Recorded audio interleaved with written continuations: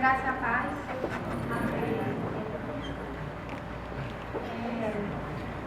Se alguém não estiver me escutando, por favor, avise, porque eu tenho um pouquinho de medo do microfone constantemente afasta ele da minha boca. Eu não estou acostumada a esse tipo de ambiente aqui. Passei o dia muito nervosa, aliás, desde que me disseram que foi uma hora aqui.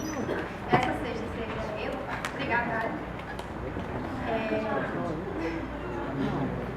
Então, desde então eu não tenho conseguido dormir pensando nesse dia. E meus amigos, que me conhecem muito bem, tentaram me acalmar durante todo esse tempo. E ainda hoje eu estava muito nervosa, né? Eu fui lá para trás, estava louvando.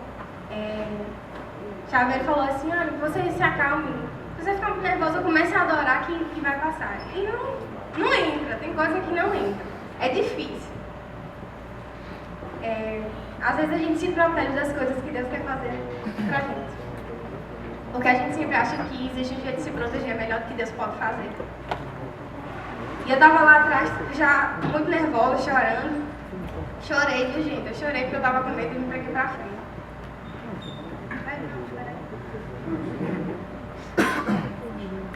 E agora eu gostei. E chegou um momento, já agora no final, cantando aqui, vim para adorar. E acho que foi um momento que eu fiquei mais em paz e pensei assim, eu não vim aqui para ficar confortável, eu vim para adorar a Deus. Foi o jeito de cair a ficha. Até porque não tinha mais jeito, eu vim de toda forma, né? Nos últimos dias, nessa nova direção do NPC, nós temos, eu pelo menos tenho percebido uma palavra que ela traz muito mais a fortalecer a questão da comunhão, da busca da palavra, do amor a Deus e de uma entrega total. E que, na verdade, essa mudança do NPC ela foi sim uma entrega total. A gente teve que parar tudo, né? Eu posso dizer a gente, enfim. A gente teve que parar tudo para nascer de novo. Mas para nascer de novo a gente tem que entregar a Deus. E é uma entrega total. E até o imprevisto de Dário não poder pregar hoje, porque ele não podia vir, mas ele está aqui. Até esse imprevisto, eu creio que todas as coisas cooperam bem para o bem daqueles que amam a Deus. Se os irmãos creem, todos amém. Amém. E eu creio que esse imprevisto aconteceu para que essa palavra pudesse vir hoje para cá. Semana passada, na última reunião, nós estivemos num sopão. Já é o segundo sopão, não é isso? É o segundo sopão? E, infelizmente, eu não posso ficar até o final porque meu pai bota um horário para eu chegar em casa. Mas o tempo que eu fiquei lá foi uma bênção. E eu estimulo vocês aí e sair um pouco disso aqui. Saber adorar a Deus até no meio da rua. Com gente que não está limpo, com gente que não tem nada para lhe oferecer. Porque é muito fácil a gente amar quem tem o que oferecer para a gente. E muitas vezes a gente ama a Deus porque Ele tem o que nos oferecer. Eu queria falar um pouco sobre amor essa noite. Eu não vou romantizar nada porque eu não tenho isso na minha natureza. Para ser sincero. Mas eu vou falar um pouco desse amor. E a gente sempre escuta falar assim, quando a gente vai falar sobre referência de amor, e aí eu queria que vocês pensassem um pouco, com certeza vocês tinham essa resposta na ponta da língua. Qual é o maior mandamento? Vocês podem falar mais alto. E é fácil amar a Deus, né? De alguma forma é mais fácil amar a Deus porque Ele tem o que nos oferecer do que amar um próximo que não tem o que nos oferecer. Eu queria falar um pouco sobre isso essa noite. Voltando à história do sopão. E foi o segundo sopão que eu participei. Foi uma bênção, foi muito diferente mesmo. É um ambiente diferente para cultuar a Deus. Porque nós vamos adorar a Deus quando a gente vai para a rua levar sopa, levar roupa para as pessoas. quando a gente vai cantar lá e vai conversar com as pessoas, nós estamos adorando a Deus. E antes desse sopão, a outra sexta-feira foi um debate aqui. E a gente falou sobre o atual cenário do Brasil, essas revoltas todas, as pessoas, elas realmente estão muito satisfeitas como os nossos governos estão se portando. E eu acho que até isso levou para esse momento propício dessa palavra. Como eu não sou Igor, né, eu não estou acostumada com isso aqui, eu fiz uns pontos, então vocês têm um pouquinho de calma, tá?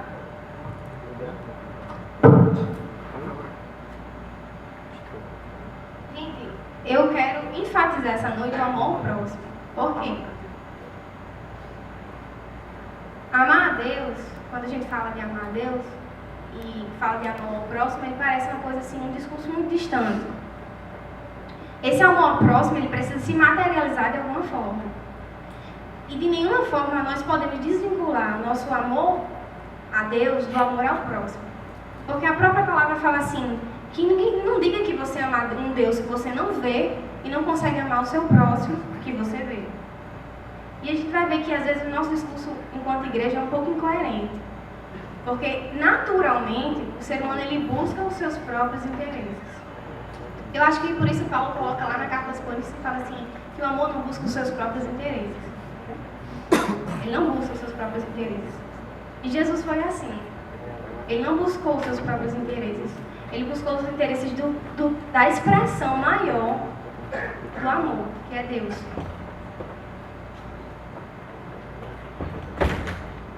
E assim, eu vou falar um pouco sobre, em relação a esse amor ao próximo, mais voltado para essa questão de caridade mesmo.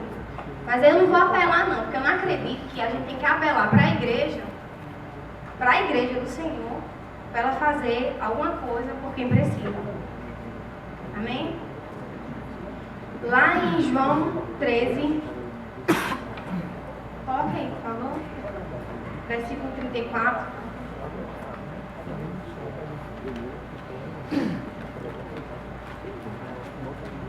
Tá funcionando? Eu vou adiantar. Fala assim: um novo mandamento lhes dou. Amem-se uns aos outros, como eu os amei. Vocês devem amar-se uns aos outros. Com isso, todos saberão que vocês são meus discípulos, se vocês se amarem uns aos outros. Normalmente a gente se atém muito à primeira parte. Amem uns aos outros como eu os amei. Mas tem uma parte muito importante desse versículo que fala assim: com isso, todos saberão que vocês são meus discípulos, se vocês amarem uns aos outros. A mensagem que a gente sempre escuta, que fala sobre amar ao próximo como a ti mesmo, ela causa um pouco de confusão nas pessoas. Porque é mais fácil a gente escutar e assumir da forma que vem do que ficar meditando nessa palavra e tentar descobrir e ser inspirado pelo Espírito para saber o que ela quer dizer. Porque a palavra ela não só tem o óbvio para você, ela tem o profundo. Mas o profundo só aparece se você meditar nela. E aqui eu queria abrir um espaço para dizer que as Escrituras ela pode ser lida como uma ciência. Eu posso saber tudo da palavra. Tem gente que se enche demais de teologia, mas essa teologia ela não serve de nada num sentido prático na vida. E não adianta de nada a gente ficar se enchendo dessa palavra e não vir para a prática. Isso é um manual para a vida. A gente não tem um manual para nada. E essa questão dessa mensagem do amar ao próximo como a ti mesmo, ela é uma mensagem muito conhecida. O principal papel da igreja é a proclamação do Evangelho. Resumindo, é evangelizar. E a gente tem perdido muito desse papel cristão na nossa vida. Eu falo porque às vezes eu passo um dia inteiro sem falar para quem está do meu lado sobre Jesus. E gente que passa a vida inteira, meses, dias e semanas, meses e semanas e meses, desculpa, e não escutam falar sobre o amor de Deus, e todo domingo, ou a terça, na quinta, ou todos os dias quando eu estou lendo a Bíblia, eu reconheço o amor de Deus. Eu tenho esse acesso, glória a Deus, porque nós temos esse acesso. Porque nós somos livres para estar aqui hoje à noite, ouvindo a palavra de Deus. E isso é muito precioso, porque tem pessoas lá fora que não têm condições de ter essa proximidade com a palavra. E eu abro um parênteses para falar um pouco de mim, que eu estava com medo de vir aqui na frente falar sobre o amor de Deus e o que Ele tem me ensinado, quando tem pessoas que estão sendo perseguidas, torturadas, por não terem medo de falar sobre o amor de Deus. Por não terem medo de anunciar o Evangelho. E nossos dias nessa terra estão contados. Ninguém se engane. A gente tem o costume, principalmente brasileiro, de deixar tudo para a última hora. Mas na última hora a gente não vai para o céu se não se arrepender, se não mudar, se não reconhecer Jesus como Senhor. Então, trazendo essa questão da parte que nos cabe enquanto igreja, que é não só a proclamação do Evangelho, como primeiro e principal ponto, e só depois esse ministério do socorro que o Senhor nos ensina. E foi isso que Ele veio fazer. Ele veio proclamar o reino, Ele veio falar sobre Deus, trazer o reino para as pessoas, ensinar as pessoas sobre quem era Deus. E depois que Ele falava sobre o Evangelho, que Ele falava sobre Deus, sobre esse Pai que Ele tinha próximo, Ele socorria as pessoas. Às vezes as pessoas falam assim, esse negócio está enchendo o bucho das pessoas de palavra, as pessoas estão com fome. Sim, a gente dá comida, mas antes a gente dá a palavra, sim. Porque ela tem lugar principal na vida das pessoas. Porque se eu morrer de fome, Deus continua sendo Deus. Amém? Então esse amor, ele se materializa como? Um serviço. Ninguém se engane. Tem gente que fala assim, meu ministério é o louvor, meu ministério é a palavra, seu ministério, o único ministério que fala na Bíblia, que é seu, e ninguém pode tirar, nem você, é da reconciliação. É o ministério que cabe a você. Você foi chamado para serviço, não foi para cantar, não foi para estar num lugar elevado, onde o seu ego ele pode ser de alguma forma mais amaciado do que normalmente a gente já faz. E a gente tem como maior exemplo materializado, que materializou o amor e derramou sobre todo mundo, que foi Cristo. Né? Eu vou abrir mais um espaço aqui para falar sobre essa questão do senhorio de Cristo. Quando a gente fala assim, é cristão, e é bom ter isso muito claro em mente, todo mundo quer o reino dos céus, né? Todo mundo quer ir para o céu. Tenho certeza que todo mundo quer. Só que apenas os filhos de Deus herdam o céu. A palavra é muito clara. E só existe uma forma de ir para o céu. Através do arrependimento, do reconhecimento que Cristo, Jesus Cristo, é o Senhor. Que Ele derramou a sua vida para a salvação daqueles que crerem. Que Ele é o Filho de Deus. E se você reconhece Jesus como o Senhor da sua vida, você não vive como você quer. Você vive como Ele quer. Como a palavra dele fala. Então não adianta dizer assim, aliás, adianta, mas é vão. Você dizer assim, eu sou cristão, eu creio em Deus, Jesus é meu Senhor. Mas de que forma Ele é seu Senhor? Ele é seu Senhor de boca? Se Jesus é seu Senhor, você vai viver da forma que Ele quer. Como a palavra dele diz.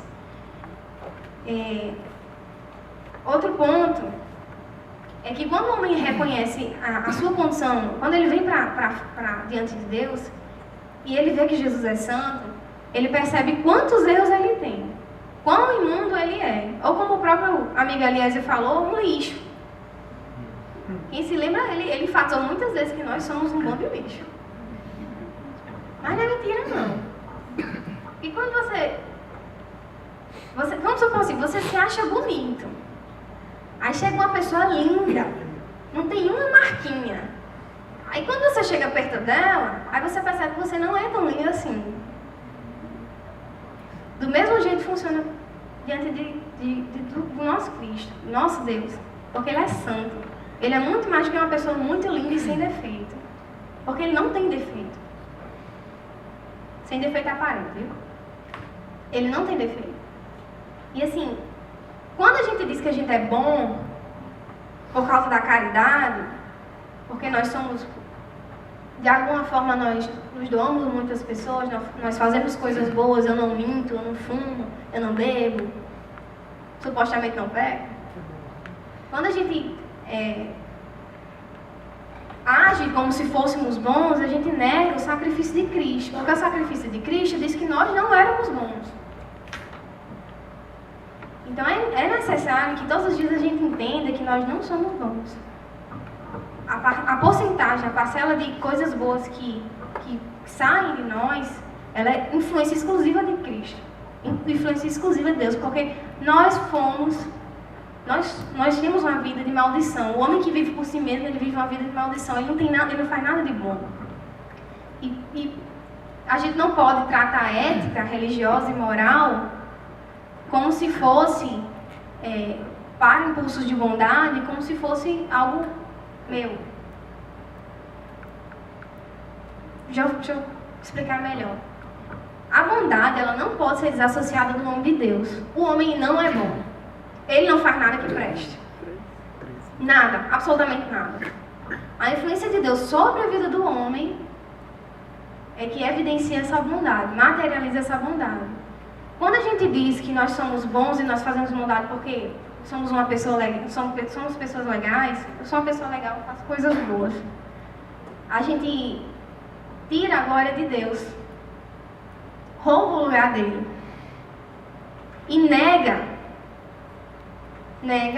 que ele é muito melhor do que eu, e outra, a gente diz que não precisa dele. Porque eu sou bom por mim mesmo, eu não preciso de Deus para ser bom. Eu não preciso melhorar, inclusive. É mais ou menos assim que... É algumas coisas que nós devemos ter em mente. A gente tem que tomar cuidado para não assumir uma postura moralista em detrimento de uma obediência consciente à palavra. Quando se trata de caridade, entre outras coisas. Você não pode assumir uma postura moralista em detrimento de uma obediência consciente a Deus, porque Ele diz: vá, ame, faça.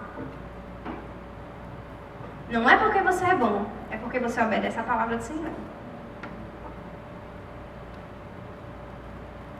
E voltando para a questão esclarecer desses pontos, a questão da palavra quando ela diz assim: ame ao próximo como você ama a si mesmo. Vamos pensar um pouquinho nessa passagem?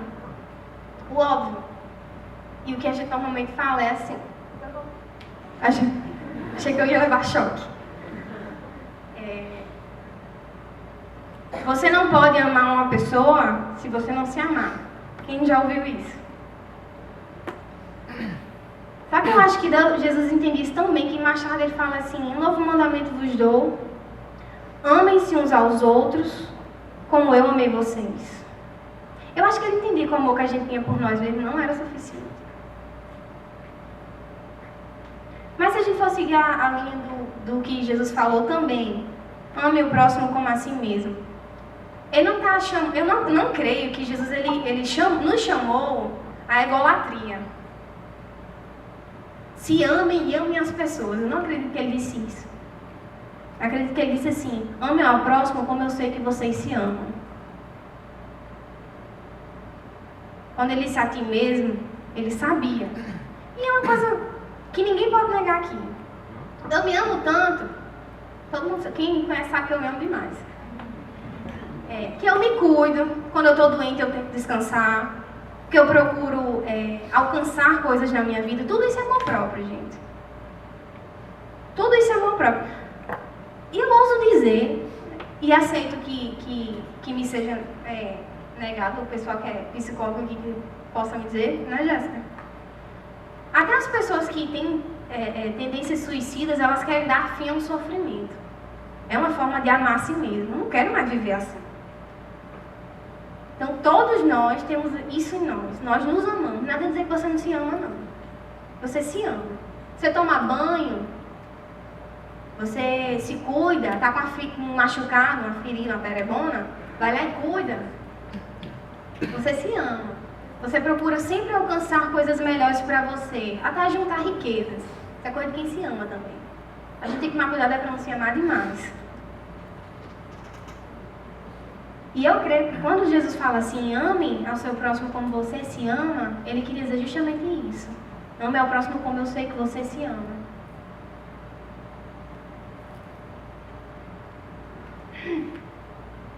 Em Mateus 7:12 fala assim, assim, em tudo, façam aos outros o que vocês querem que eles lhe façam, pois esta é a lei e os profetas. Parece praticamente impraticável você fazer para as pessoas o que você quer para você.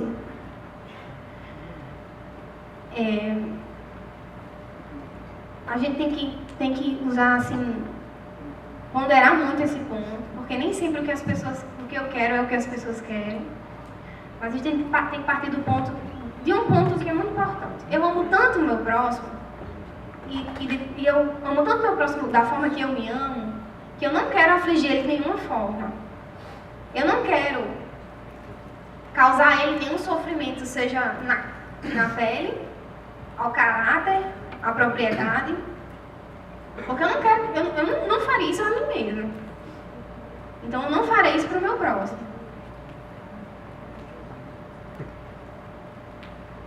Nesse padrão, dessa forma, não dá para pensar que é possível amar o próximo? Só que o jeito que Jesus amou não foi só não nos causando mal. Foi nos causando um bem muito maior. Um bem que com as nossas forças a gente não conseguiria alcançar. E se a gente segue o exemplo de Cristo, se diz cristão, é seguidor de Cristo, a gente tenta imitar da forma que a nossa limitada humanidade consegue. Isso é tão complicado que essa questão desse desamor todo, ela se reflete em tantas coisas, tantas áreas da nossa vida, e a gente não percebe, porque a gente já está tão cauterizado com a maldade, com buscar o benefício próprio, sempre. Eu estou sempre buscando coisas para mim, não é não. Sempre estou buscando coisas para mim. E para os que eu amo. Porque quando os que eu amo eles são abençoados, eu sou abençoada também. É muito fácil. É difícil a gente fazer isso para quem nem nos deve nada, e se ele for beneficiado, eu não vou ser beneficiado supostamente de nenhuma outra forma.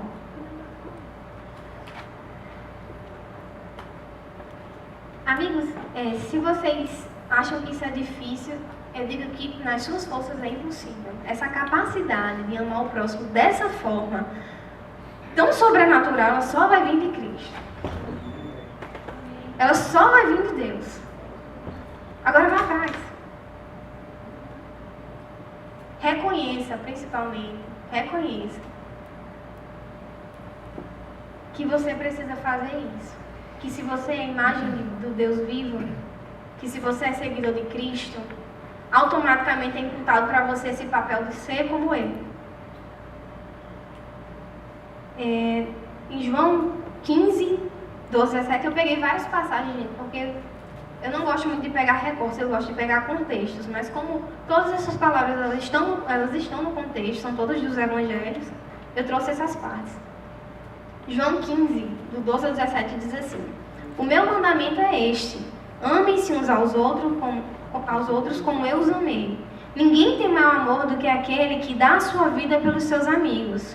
Vocês serão meus amigos se fizerem o que eu lhes ordeno. Já não os chamo os servos, porque o servo não sabe o que o seu senhor faz. Em vez disso, eu os tenho chamado amigos, porque tudo que ouvi do meu Pai, eu lhes tornei conhecido. Mais à frente ele diz: vocês não me escolheram, mas eu os escolhi para irem. Eu os escolhi para irem e darem frutos, e frutos que permaneçam. Vocês foram escolhidos para quê?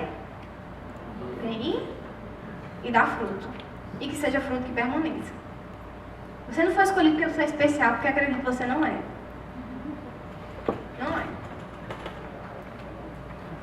Não tem nada em vocês que possa qualificar com um mérito mínimo que seja, que diga, Deus me escolheu por causa disso. Deus não me escolheu porque eu sou filha de Jairo. Por isso não é que ele não ia escolher, de jeito nenhum.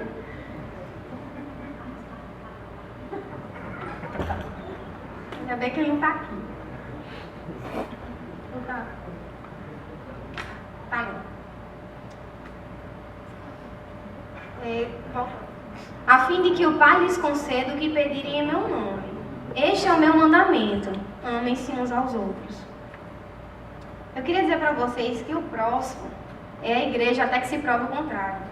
A gente não sabe quem vai ser salvo. Nós não sabemos. E por que nós não sabemos? Porque só quem sabe disso é Deus e a glória dele. Então, o próximo é a igreja. Para todos os efeitos. Então, assim, não é porque o caba está lá deitado no papelão imundo na rua que ele não pode ser igreja.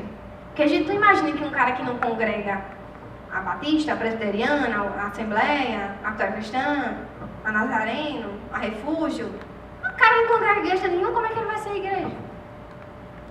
Mas eu já vi na rua, e eu trabalhei com o programa Bolsa Família, que para quem não sabe são pessoas que vivem abaixo da linha da pobreza e da miséria, pessoas que dividiam na minha frente o que tinham. E elas são miseráveis. Elas são mais miseráveis do que o governo estimula. Estipula, aliás, desculpa. Estipula também. É porque, na verdade, existe um esqueminha. Por causa da minha futura profissão, eu tenho muita proximidade com esses programas de assistência. Todo tipo de política social. E o governo, ele estipula umas metas que elas são uns absurdos.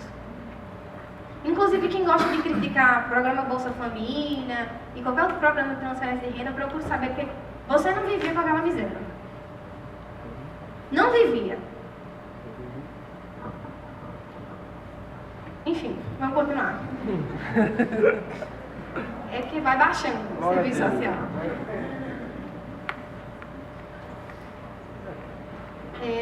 Lá em Efésios, capítulo 5, do verso 29 ao 30 diz assim, 29 e 30 diz assim: além do mais, ninguém jamais odiou o seu próprio corpo, antes o alimente dele cuida, como também Cristo faz com a igreja, pois somos membros do corpo.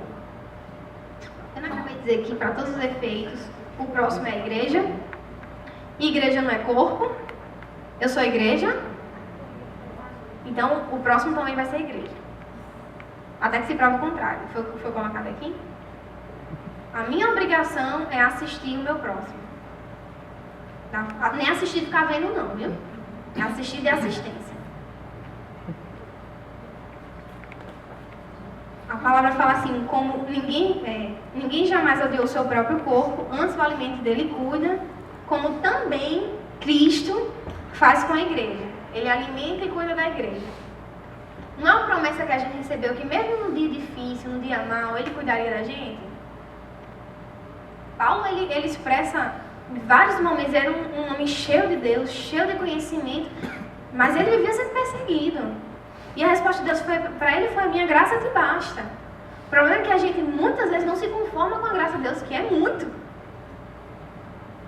E é muito mais fácil a gente tá muito mais pronto a reclamar do que a gente tem e não merece, inclusive, do que de olhar para o lado e ver em que condições está quem está do nosso lado. Há um ano atrás, eu fui selecionada, entre aspas, né? Não foi bem assim uma promoção, né? Meu estágio obrigatório ele foi destinado para o hospital Monsenhor Valfredo Gugel. Quem sabe da fama do açougue, sabe que lá não é um lugar muito bonito e chato. Eu fiquei meio triste, porque eu não queria ir para lá. Eu queria ir para o hospitalizado, era mais perto da minha casa, tinha tudo de melhor, mas para lá eu não fui. Eu fui para o Valfredo. E eu fiquei super danada da vida, e triste. E uma amiga minha chegou e falou assim: Jéssica, eu vou dizer uma coisa para você, não fique assim não, porque Deus vai fazer muita coisa com você naquele lugar. Só quando você vê o povo todo acabado lá, com a perna quebrada, o braço quebrado, os pedaços caindo, você imagine o que é que você pode fazer por essa pessoa, porque minha vontade é correr fora. Inclusive, eu sempre evitei o pronto-socorro com o Sarinho, eu ia lá de vez em quando. Mas a barbárie estava à vista. E eu me deparei lá com cenas muito feias. Mas pior do que ver as pessoas acidentadas, lá tudo aberto, muito sangue, muita coisa feia, imagens feias, era... Porque assim, muitas pessoas não sabem, existe o pronto-socorro com o Sarinho e atrás é o Hospital Valfredo Gugel. É como se o Valfredo fossem as enfermarias do hospital. As pessoas que saem dos corredores e conseguem um leito no hospital, nas enfermarias, elas vão para o Valfredo. Só que eu acho que muito pior, na minha opinião, que estou de fora, né? É você estar internado no hospital por dias e dias, do que estar lá, ser socorrido, tá pronto, vai-se embora. Eu fiquei super triste, enfim, porque fui pro Valfredo e não entendi o propósito de eu estar lá. Mas eu sempre criei que para todas as coisas na minha vida que Deus fazia e que parecia, por mais parecesse que não era ele que fazia, que fosse um acaso, porque às vezes a gente pensa que é acaso, existia um propósito. E assim, eu pensei muito em mim quando eu queria ir para o Onofre Lopes, que era um hospital muito mais organizado. Hoje em dia eu também trabalho no Onofre Lopes e não é essas coisas todas não. Bom é depender de Deus, gente. Bom é ter a proteção de Deus e a saúde que vem dele. Acredito. Mas eu só entendi isso quando eu estive lá.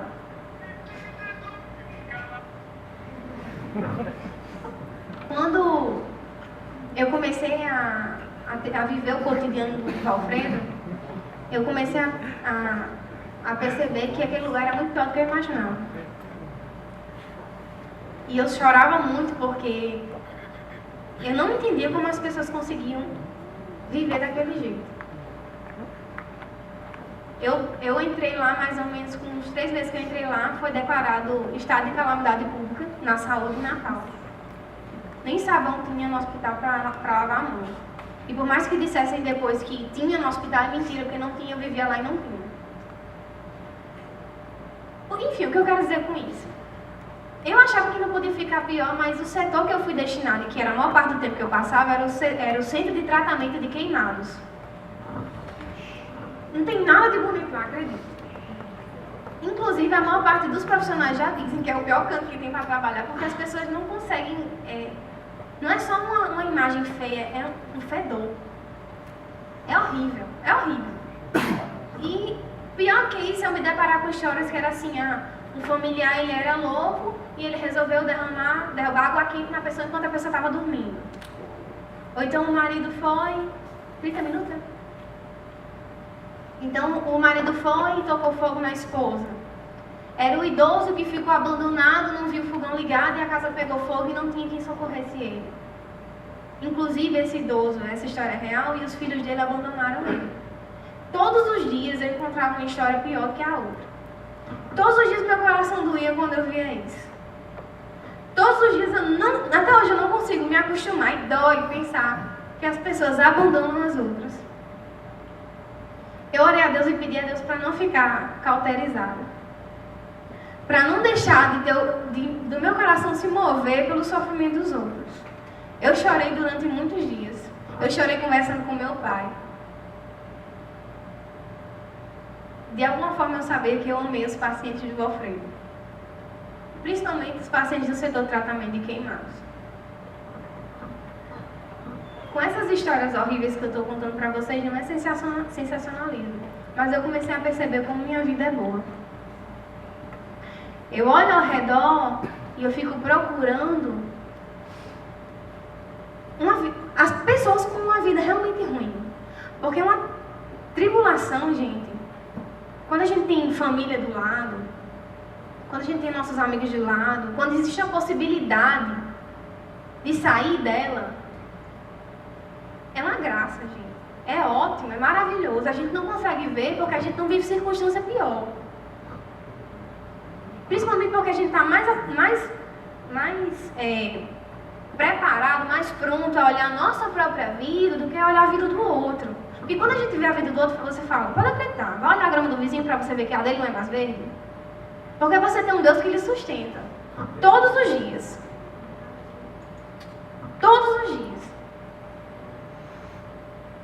Eu não imagino, eu orei muito pelos pacientes de Valfredo. Eu não imagino o que de melhor eu podia fazer se eu não posso reconstituir a pele das pessoas. Eu não posso dar saúde a elas. O que de melhor eu podia fazer que não fosse orar? Mas eu acho que muito maior do que a mudança que eu poderia fazer para eles foi a mudança que Deus proporcionou em mim, porque eu me importei com eles. Muito maior é a mudança que Deus tem para fazer com você, porque você se importa com os outros.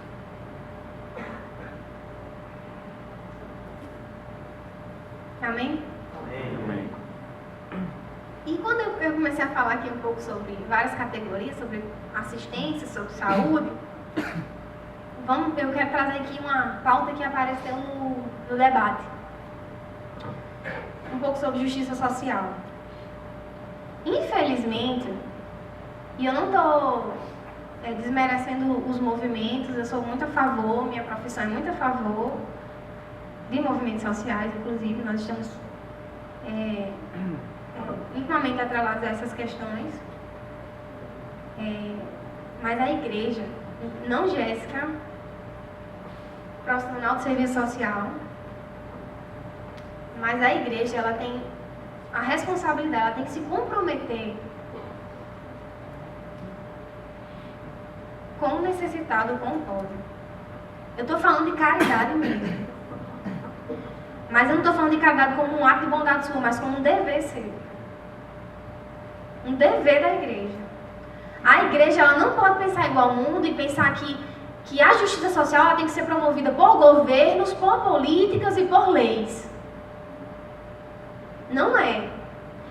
Eu mandei uma questão aqui que eu esperava que gerasse polêmica, porque as pessoas, quando falam sobre fazer justiça com as próprias mãos, elas sempre pensam no lado pior. Mas a igreja, ela tem que fazer justiça com as próprias mãos. Infelizmente, não gerou polêmica no dia que eu mandei. Mas a igreja, ela tem que fazer justiça com as próprias mãos, porque Jesus, quando veio ao mundo, existia um governo.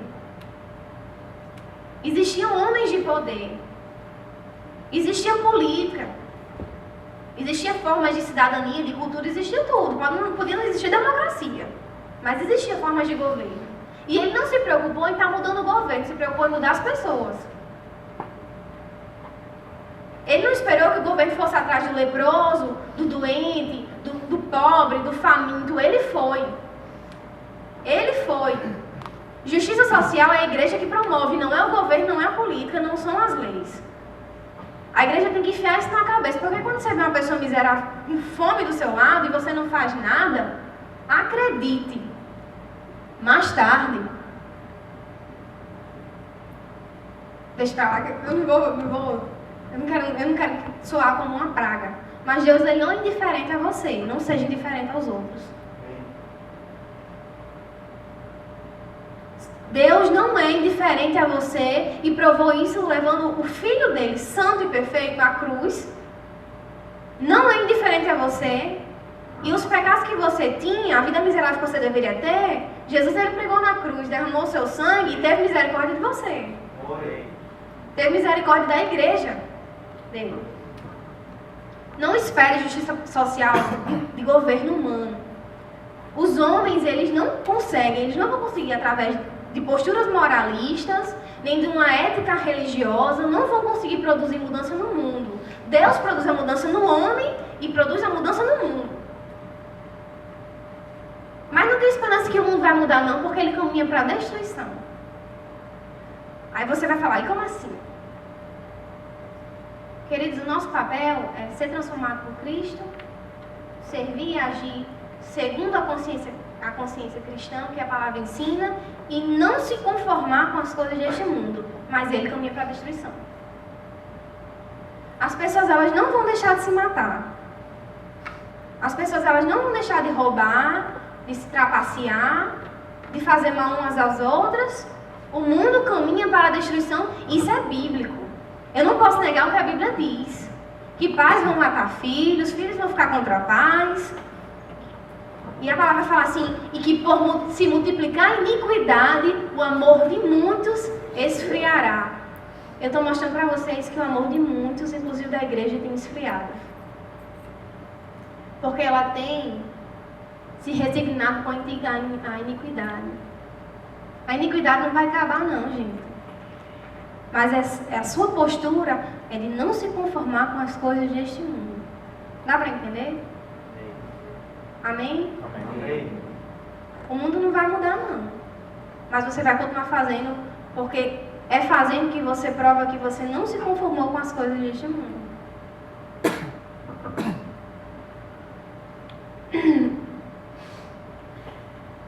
Nós vivemos estruturas muito injustas. E é por isso que eu digo que o mundo não vai mudar. Porque nosso governo, nosso sistema, quem reina é Mamon. Quem reina é Mamon. Mas quem reina aqui é Cristo. Essa morada, minha morada aqui, glória a Deus, é passageira. Isso aqui não é lugar para vocês, não.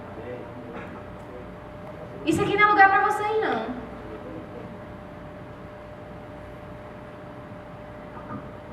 A gente querer mudar essas estruturas, afina a força, porque Deus mudou você e lhe propôs que vá ao mundo e cause transformação, cause revolução. Não deite não. Faça só o bem. O mundo vai se acabar, minha gente. Se brincar, você sai daqui e morre lá fora. Não é praga não. Não é praga não. Mas eu espero que você esteja bem com Deus para ir para o céu.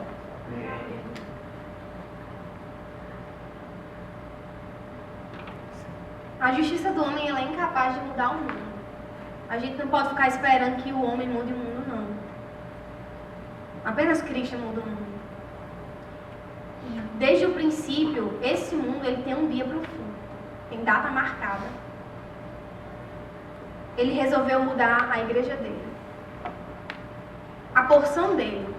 Ele só resolveu mudar a igreja dele. Jesus, ele promoveu uma revolução. Muito linda. Muito mais linda do que as manifestações que a gente grita, que tem acontecido no Brasil todo, e eu não estou deslegitimando, até porque eu não posso fazer isso. Não estou desestimulando vocês a participarem nisso, porque eu acho que participar é uma forma de não se conformar com as coisas deste mundo.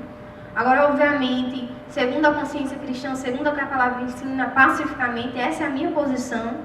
Mas como o papai disse, seu pai não deixar, você não vai. Eu não fui porque ele não deixou. Mas Jesus, ele promoveu essa revolução. E ele promoveu sozinho. Sem precisar que legalizassem alguma coisa, sem precisar que um governo mudasse, ou que eu pudesse eleger alguém que fosse mais ou menos, que se interessasse pelo interesse do povo, que propôsse alguma coisa melhor pra gente. Ele fez a revolução sozinho. E ninguém parou ele. Ninguém parou os apóstolos. Eu estimulo vocês a ler a passagem bíblica que eu mais amo, e com certeza que eu amo ela. É que fala sobre os heróis da fé. Que eles sofreram muito, mas para que eu hoje pudesse ser aperfeiçoada é o que a palavra diz. Você está sofrendo, meu amigo? Sirva de testemunho para os outros, porque você vai aperfeiçoar pessoas. Amém? A sua vida existe para servir os outros. Você foi chamado para o serviço. Inclusive, Deus não lhe abençoa para que você retenha, para que você possa abençoar outros. Seja a porção de Deus nessa terra. Entendeu? É assim, passa para mim e passa para os outros. Mas é difícil porque o nosso costume é entulhar tesouros. Ajuntar riquezas. É o bem que eu quero para mim. Eu queria dizer que isso é perfeitamente natural, mas a gente não vive mais como homem natural. Apenas, a gente não pode desassociar a nossa carne, sair andando só o espírito lá fora. Não consegue. Mas o espírito opera e tem que operar. Não é só a carne. Se a gente não tomar cuidado, a gente levanta um altar para nós mesmos.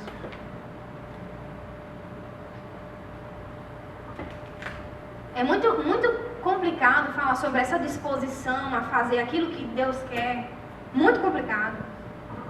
Porque ela cria em nós um conflito. Você dá o primeiro passo e faz, vem, Senhor, a força. A força. Me faz amar quem eu odeio. Porque esse sim é difícil de amar. Aquela pessoa que é um peiteiro na sua vida. Eu me esforcei muito para amar Dário, porque ele faltou hoje aqui. E eu ia ter que vir de última hora. Eu disse que eu me esforcei para amar. Mentira. Mas eu fiquei chateada, né? Eu não queria vir não. Nem tinha me preparado ainda. Mas eu sabia que era o que Deus tinha proposto já. E eu não posso resistir a isso. Passou um mestre da lei, passou um fariseu, foi para o outro lado da rua, da estrada, e não socorreu esse homem. No entanto, passou um samaritano, que para os judeus é um povo assim, e ajudou esse homem, esse judeu. Inclusive, indica que ele é judeu. Esse cara que estava quase morto à beira da estrada. Jesus, ele contou essa parábola, porque veio um mestre da lei, e querendo dar uma Na verdade, ele não estava querendo dar uma de nada. Ele queria pegar Jesus, queria que Jesus falasse uma heresia e fosse acusado de alguma forma. E ele fala assim, mestre, qual é o principal mandamento? Ele fala assim, qual você acha? Jesus conhecendo ele, retruca, fala assim, diga você qual é. Não é mestre da lei? Tem que saber. Todo mundo aqui não sabe qual é o principal mandamento? Amarás o Senhor teu Deus de todo o teu coração, de toda a tua alma, de todo o teu entendimento, de todas as tuas forças, e amarás o teu próximo como a ti mesmo. Jesus respondeu bem. Como as pessoas perceberam que ele sabia que o que ele estava fazendo era dar uma de safado mesmo, era a safadeza dele, aí ele vai e tenta emendar e faz assim, Jesus, e quem é o meu próximo? Mas o que ele queria saber, e eu vou lembrar aqui, a descrição dos fariseus, dos mestres da lei, eram pessoas hipócritas. E o povo judeu, ele não foi só segregado na história do mundo, não. Ele segrega também. Gentio, publicano, ele tem nojo. Samaritano, nojo. Para eles, a gente é imundo. Não se engane, não. Eles não são um povo que foi submetido a torturas, que com o nazismo eles foram perseguidos. Foram, mas eles fazem isso até hoje. Segrega. E eu não estou justificando um mal pelo outro, não. Estou só lembrando. A intenção dele não era saber quem é o meu próximo, é quem eu posso segregar. Quem eu não preciso ajudar. A intenção dele não era, de nenhuma forma, saber quem é que ele podia se dispor, poderia amar. Como Deus, como a gente ama a Deus. A intenção dele era saber quem ele podia tirar do grupo. Às vezes a gente escolhe quem vai ser o alvo do nosso amor. A gente tem que tomar cuidado com isso, porque quem não tem nada para oferecer para a gente não quer dar amor. A gente não quer ofertar. A gente não quer cuidar. É mais fácil a gente amar o bonito, o cheiroso, o limpo, o pop. Mas quem não tem nada para lhe oferecer? Tem nada para lhe dar em troca. Eu quero chamar alguma coisa ao pensamento. Se Jesus tivesse morrido na cruz e selecionado, por mais que ele tenha vindo para a sua igreja, isso é certo na Bíblia, mas se ele tivesse escolhido os alvos de amor dele, o que é que seria de você? Um público para a salvação. A Bíblia fala assim que o sacrifício de Cristo se derramou sobre todos.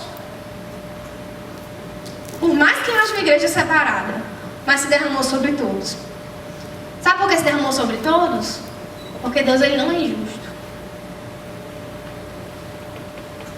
Se derramou sobre todos porque nada poderia conter a santidade do sacrifício de Cristo, nada poderia conter o poder de Deus que se derramou sobre toda a terra e salvou a sua igreja. Aleluia. Nada pode conter, você não pode parar isso. Inclusive, não vou entrar em minha história aqui já. Não causar escândalo. Não causar escândalo. Mas, queridos, essa é a verdade. Se derramou sobre toda a criatura, sabemos que só apenas a igreja do Senhor vai ser salva. Mas se derramou sobre todos, porque nada pode conter o sacrifício de Cristo. Nada ia reter o sangue derramado. Nada. Jesus ele não separou um público para a mensagem dele, não. Ele disse: ide por todo mundo e pregai o evangelho a toda criatura. A toda criatura. Porque ele não deu a você o poder de saber quem seria salvo. Vou finalizar aqui porque estão mandando terminar. Jesus ele não selecionou o alvo do benefício da cruz. Lá em Mateus 24, 12 ao 14 diz assim: e por se multiplicar a iniquidade, o amor de muitos esfriará, mas aquele que perseverar até o fim será salvo. E este evangelho do reino será pregado em todo o mundo, em testemunho a todas as nações, e então virá o fim. Eu queria que vocês guardassem essa mensagem no coração de vocês nesse ponto. Aprenda a amar quem não tem nada para lhe oferecer.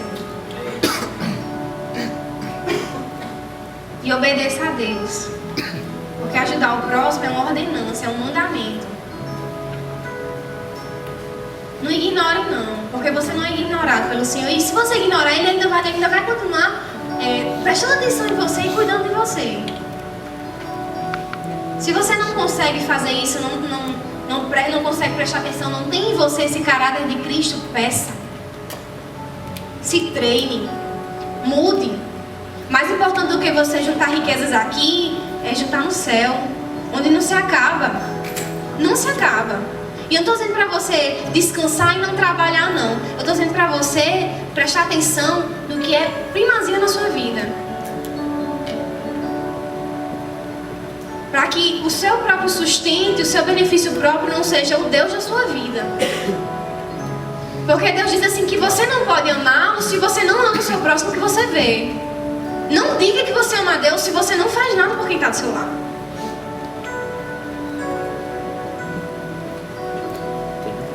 Para finalizar, eu vou falar uma palavra que tem em Hebreus 13, mas ela está cortada. Fala assim: seja constante o amor fraternal, não se esqueçam da hospitalidade. Foi praticando aqui, sem o saber, alguns acolheram anjos. Lembre-se dos que estão na prisão, como se aprisionado com eles, dos que estão sendo maltratados, como se fossem vocês mesmos que o estivessem sofrendo no corpo. Portanto, saiamos até ele, fora do acampamento, suportando a desonra que ele suportou, Jesus. Pois não temos aqui nenhuma cidade permanente, mas buscamos o que há de vir. Por meio de Jesus, portanto, ofereçamos continuamente a Deus um sacrifício de louvor, que é fruto de lábios que confessam o seu nome. Não se esqueçam de fazer o bem e repartir com os outros o que vocês têm, pois é de tais sacrifícios que Deus muito se agrada. São desses sacrifícios que Deus muito se agrada.